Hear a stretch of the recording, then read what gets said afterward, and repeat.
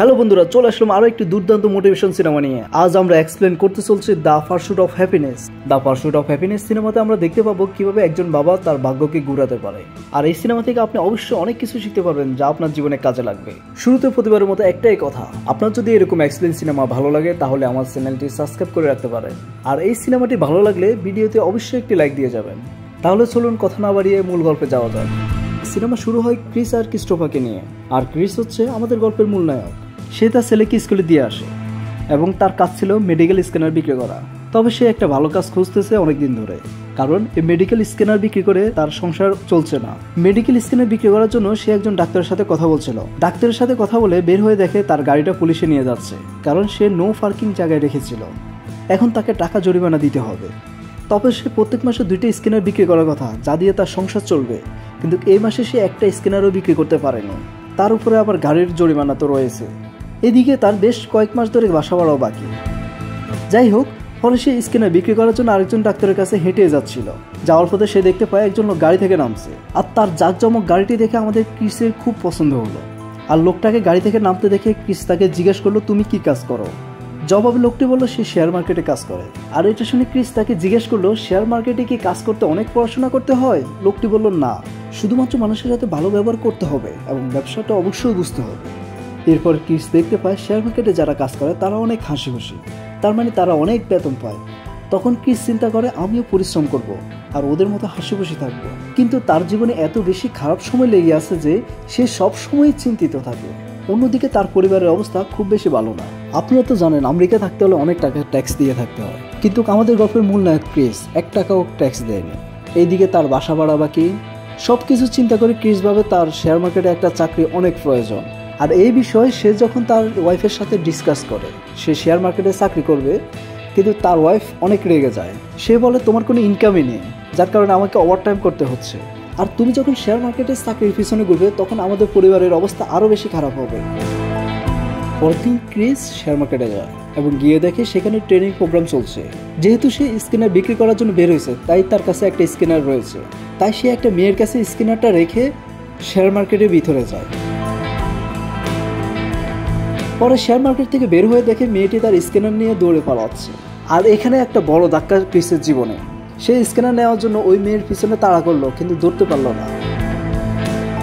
পরের দিন অনেক চেষ্টার পর মেয়ের কাছ থেকে ওই মেশিনটা কেড়ে নিয়ে আসে। আসলে সে নিজে স্ক্যানার মেশিন বিক্রি করতে পারছে না, আর মেয়েটি নিয়ে কি করবে? এইদিকে ক্রিসের ওয়াইফ তাকে অনেক অপমান করতে থাকে এবং কাপুরুষও বলে। তাছাড়া ক্রিস বেশ কিছুদিন ধরে তার ওয়াইফকে ছেড়ে দেওয়ার কথা ভাবছে, কিন্তু তার সময়টা এতই খারাপ যাচ্ছে যে সে কি করবে কিছুই বুঝতেছে না। আর পরের দিন ক্রিসের ওয়াইফ ক্রিসকে ছেড়ে তার ছেলেকে নিয়ে চলে যায়। পরের দিন ক্রিসে তার ছেলের স্কুলে যায় এবং ছেলের সাথে কথা বলে তাকে তার কাছে নিয়ে আসে, কারণ তারা বাবা ছেলের মধ্যে অনেক ভালো সম্পর্ক, একজনে আরেকজনকে ছাড়া থাকতে পারে না। পরের দিন ক্রিস ও তার ছেলে যখন ডাইনিং টেবিলে বসে খাবার খাচ্ছিল, এমন সময় বাড়িওয়ালা আসে এবং তার কাছে 3 মাসে ভাড়া চায়। না দিতে পারলে যেন পরের দিনই বের হয়ে যায়। এছাড়া আরো অনেক কথা শুনিয়ে গেল। তবে ক্রিস এখানে একটা বুদ্ধিমত্তার পরিচয় দিল এবং এখান থেকে আপনারা বুঝতে পারবেন যে ক্রিসের কনভিন্স করার ক্ষমতা কেমন। সে দীর্ঘদিন বাসায় রয়েছে বাসা ভাড়া ছাড়া, এবং কি বাড়িওয়ালার সাথে কথা বলে আরো 7 দিন সময় নিল। পরের দিন ঘুম থেকে উঠে ক্রিস তার দেওয়ালে রং করছে। এমন সময় হঠাৎ পুলিশ এসে তাকে অ্যারেস্ট করে নিয়ে যায়, কারণ এর আগে যখন তার গাড়ির জরিমানা করা হয়েছিল সে তার জরিমানাটা পরিশোধ করেনি, তাই এখন তাকে জেলে থাকতে হবে। জেলে গিয়ে ক্রিস পুলিশের কাছে রিকোয়েস্ট করে তাকে যেন ছেড়ে দেওয়া হয়, কারণ সে তার ছেলেকে স্কুলে রেখে আসছে, তাকে আনতে হবে। তবে পুলিশ তার কোনো কথাই শুনে না। এরপর বাধ্য হয়ে ক্রিস তার ওয়াইফকে ফোন দেয় এবং বলে তার ছেলেকে যেন স্কুল থেকে নিয়ে আসে। আর পরের দিন ক্রিসকে ছেড়ে দেওয়া হয়। কিন্তু এমন সময় তাকে ছেড়ে দেওয়া হয় যখন তার শেয়ার মার্কেটে ইন্টারভিউ ছিল, কিন্তু সে তো ইন্টারভিউ দিতে পারবে না, কারণ রং করা অবস্থায় তো তাকে অ্যারেস্ট করা হয়েছিল, তাই তার পোশাকের অবস্থা ভালো না। সে অনেক চিন্তিত ছিল এই বিষয়টা নিয়ে। তবে এটাও চিন্তা করলো তার এই চাকরিটা খুবই প্রয়োজন, তাই বাধ্য হয়ে সবকিছু বাদ দিয়ে সে এই পোশাকে চলে গেল। গিয়ে দেখে সবাই অনেক স্মার্ট হয়ে এসেছে, সবার গায়ে ভালো ভালো পোশাক, কিন্তু তার এই পোশাকের অবস্থা দেখে সবাই অবাক হয়ে তাকিয়ে আছে। কিন্তু এখানে আমাদের নায়ক তার কনভিন্সিং পাওয়ারটা আবার দেখালো। সে অফিসে ঢুকে অফিসারদের তার কষ্টের কথা বলে তাদেরকে কনভিন্স করতে সক্ষম হলো এবং তার পোশাকের কারণটাও খুলে বলল। পরে তারাও তার পোশাক না দেখে তার কথা শুনে ইমপ্রেস হয়ে গেল। তবে সেখানে যে কোম্পানির হেড ছিল সে ক্রিসকে অল্প অল্প চিনত। সে জানে ক্রিস অনেক পরিশ্রমী এবং তার পার্টনারদেরকে তার সম্পর্কে অনেক ভালো ভালো কথা শোনায়। কিন্তু ক্রিসের সবচেয়ে বড় সমস্যা হলো তাকে এখানে 6 মাস ট্রেনিং করতে হবে, তারপর পরীক্ষা হবে, এরপর চাকরি হতেও পারে নাও হতে পারে। কিন্তু ক্রিসের তো টাকা দরকার এখনই, তাকে বাড়ি ভাড়া দিতে হবে প্লাস তার ছেলের খরচ। তাই সে ভাবতে থাকে এখানে কি ট্রেনিং করবে নাকি না। আর 6 মাস তাকে এখানে বিনা পারিশ্রমিকে কাজ করতে হবে। সব মিলে ক্রিস অনেক কনফিউশনে ছিল। পরে সে বাড়িতে গিয়ে দেখে তার স্ত্রী তার ছেলেকে পৌঁছে দিতে আসছে, কারণ তার নিউ ইয়র্কে জব হয়েছে এবং সে একবারেই নিউ ইয়র্কে চলে যাবে। তার মানে তো বুঝতে পারছেন তার ওয়াইফের সাথে আর কখনো দেখা হবে না। তার ওয়াইফ তাকে ছেড়ে চলে গেল। পরে আমরা দেখলাম বাড়িওয়ালাও তাকে বাড়ি থেকে বের করে দিয়েছে। ক্রিস এখন নতুন একটা জায়গায় শিফট হয়, আর অন্যদিকে সে চাকরির জন্য ট্রেনিং চালিয়ে যাচ্ছে।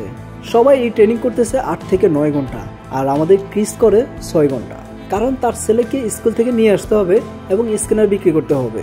আর এইভাবে তার 6 মাসের মধ্যে 4 মাসে কেটে যায়। তবে আনন্দের বিষয় হলো এর মধ্যে তার সবগুলো স্ক্যানার বিক্রি হয়ে গেছে। সে অনেক খুশি ছিল, কারণ এই টাকা দিয়ে তার আগামী 2 মাস এমনিতেই কেটে যাবে। আমরা তো জানি সে সরকারকে ট্যাক্স দেয়নি। পরে সে চেক করে দেখে তার ব্যাংক অ্যাকাউন্ট থেকে সরকার সব টাকা কেটে নিয়ে গেছে। তাই তো তার আনন্দটা ক্ষণস্থায়ী। আবার সে পথের ফকির হয়ে গেল। তার অ্যাকাউন্টে অবশিষ্ট $22 ছিল। এদিকে তার নতুন বাসা ভাড়া, সেলের খরচ, নিজেদের খাওয়া দাওয়া সহ আনুষঙ্গিক সব খরচই বাকি। সে কি করবে কিছুই বুঝতে পারছে না। এরপর ক্রিস তার ছেলেকে নিয়ে একদিন পার্কে যায়। সে হঠাৎ দেখতে পায় অনেকদিন আগে তার হারিয়ে যাওয়া একটা স্ক্যানার একজন পাগলের হাতে। পরে সে তো স্ক্যানারটা পেয়ে মহা খুশি, তাই সাথে সাথে সে স্ক্যানারটা নিয়ে একজন ডাক্তারের কাছে যায় স্ক্যানারটা বিক্রি করার জন্য। কিন্তু ডাক্তারকে বুঝিয়ে দেওয়ার জন্য পরীক্ষা করে। দুর্ভাগ্য হলো সত্য যে স্ক্যানারটি নষ্ট ছিল। পরে সে হতাশ হয়ে বাড়িতে ফিরে আসে, কিন্তু বাড়িতে এসে দেখে তাকে নতুন বাড়ি থেকেও বের করে দেওয়া হয়েছে, কারণ এখানেও তার বাসা ভাড়া বাকি ছিল। এর পরের দিন ছিল সে যে 6 মাস ধরে ট্রেনিং দিচ্ছিল তার ফাইনাল পরীক্ষা। তো সে পরীক্ষা দিল এবং তার পরীক্ষাও অনেক ভালো হলো। সবার আগে সে যখন খাতা জমা দিয়ে দেয় তখন দেখে তার আগে আরেকটি ছেলে খাতা জমা দিয়ে দিয়েছে। তবে তার কাছ থেকে জানতে পারে পরের পৃষ্ঠায় আরেকটি প্রশ্ন ছিল যেটা ক্রিস দেয়নি। এটা শুনে তো ক্রিসের অবস্থা অনেক খারাপ হয়ে গেছে এবং সে খুবই চিন্তিত হয়ে পড়লো। গত 6 মাস ধরে যত স্ট্রাগল করতেছিল সব কিছু বুঝি এখানেই শেষ হয়ে গেল।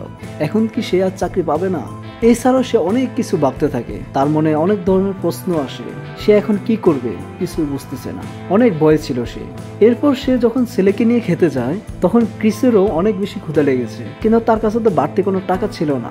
তাই সে রক্ত বিক্রি করতে যায়। সেখানে গিয়ে তার শরীরের এক ব্যাগ রক্ত বিক্রি করে। বুঝতে পারছেন একটা মানুষের জীবনে কতটা কষ্ট হলে এই পরিস্থিতি চলে আসে।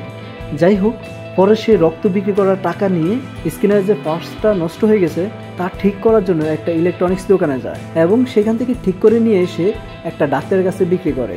এখন বিক্রি করার পরে তার কাছে সামান্য কিছু টাকা হলো, কিন্তু নতুন করে আরেকটা স্ক্যানার কেনার মতো টাকা হয়নি। সে বেশ কয়েকদিন ধরে তার ছেলেকে নিয়ে বাইরে বাইরে থাকে। এখন একটা হোটেলে উঠেছে। পরে সামান্য স্বস্তির জন্য সকাল হলে সে তার ছেলেকে নিয়ে সি বিচে যায়। পরে সেখানে যাওয়ার পর তার মনে নানান ধরনের প্রশ্ন জাগ্রত হয়। সে এখন কি করবে? তার ছেলের ভবিষ্যৎ কি? এখন যদি চাকরিটাও না হয় সে ভবিষ্যতে কোথায় যাবে, কি খাবে? তার কাছে এসব প্রশ্নের কোনো জবাব নেই। পরে সবকিছু সে আল্লাহর উপর ছেড়ে দিল, ভাগ্যে যাই আছে তাই হবে। পরের দিন তার পরীক্ষার রেজাল্ট দেওয়ার কথা। সকালে সে অফিসে যায়। সেখানে গিয়ে সে জানতে পারে সেখানকার বড় ম্যানেজার তাকে সিলেক্ট করেছে। তার মানে বুঝতে পারছেন ক্রিসের স্বপ্ন পূরণ হলো। সে এখন থেকে রেগুলার একটা ভালো স্যালারি পাবে। যেটা শুনে সে তো খুশিতে আত্মহারা। আর এইটাকে দিয়ে সে খুব ভালোভাবে চলতে পারবে। তার পুরো লাইফটা চেঞ্জ হয়ে যাবে। আর এটার জন্যই ক্রিসের গত 6 মাস ধরে অপেক্ষা করছিল। উপরওয়ালা বুঝে এখনই তাকে এই পুরস্কারটা দিয়ে দিল। আপনাদের কি মনে আছে আমরা সিনেমার প্রথমে দেখেছিলাম এই ভবন থেকে যখন কর্মচারীরা হাসতে হাসতে বের হয় তখন ক্রিস বলেছিল আমি একদিন তাদের মতো হাসবো। সে তার স্বপ্নের চূড়া ফুসে গেল। আসলে আমাদেরকে বড় হতে হলে আগে স্বপ্ন দেখতে হবে। আমরা কোন পথে যাব, আমরা কি করব, আমাদের আগে গোলটা চিহ্নিত করতে হবে। তো যাই হোক, ক্রিসের একটা ভালো চাকরি হয়েছে। সে এখন আর না খেয়ে থাকতে হবে না। সে তার ছেলেকে একটা ভালো লাইফ দিতে পারবে। আর এটাই তো ক্রিস চেয়েছিল। সে তার স্বাভাবিক জীবন ফিরে পেয়েছে। আর যেটা শুনলে আপনি আরো বেশি অবাক হবেন যে ক্রিস শেয়ার মার্কেটে কর্মচারী হয়ে ঢুকেছে। একটা সময় সে অনেক বড় ম্যানেজার হলো। পরে সে আমেরিকার গরিব লোকদের জন্য বিভিন্ন ধরনের সুযোগ সুবিধার ব্যবস্থা করে দেয়। তবে এই সিনেমা থেকে আমরা যা শিখতে পারলাম, আমাদের লাইফের একটা গোল থাকতে হবে। আমরা কোথায় যেতে চাই, শত কষ্টের মধ্যেও আমরা আমাদের লক্ষ্যে পৌঁছানোর চেষ্টা করব। সে রক্ত বিক্রি করে খাওয়া লোকটা একটা সময় কোটি কোটি টাকার মালিক হয়, যদিও তার লক্ষ্যটা স্থির ছিল। তো আমাদের সবার মনে রাখা উচিত আমরা যে যে অবস্থানে থাকি না কেন আমাদেরকে ধৈর্য ধরতে হবে এবং প্রচুর পরিশ্রমী হতে হবে, তবেই জীবনে সফলতা আসবেই। তো আপনাদের সিনেমাটি কেমন লেগেছে অবশ্যই কমেন্ট বক্সে জানাবেন। আর আপনার যদি এই সিনেমাটা ভালো লাগে তাহলে অবশ্যই লাইক দিয়ে চ্যানেলটি সাবস্ক্রাইব করে যাবেন। Thank you.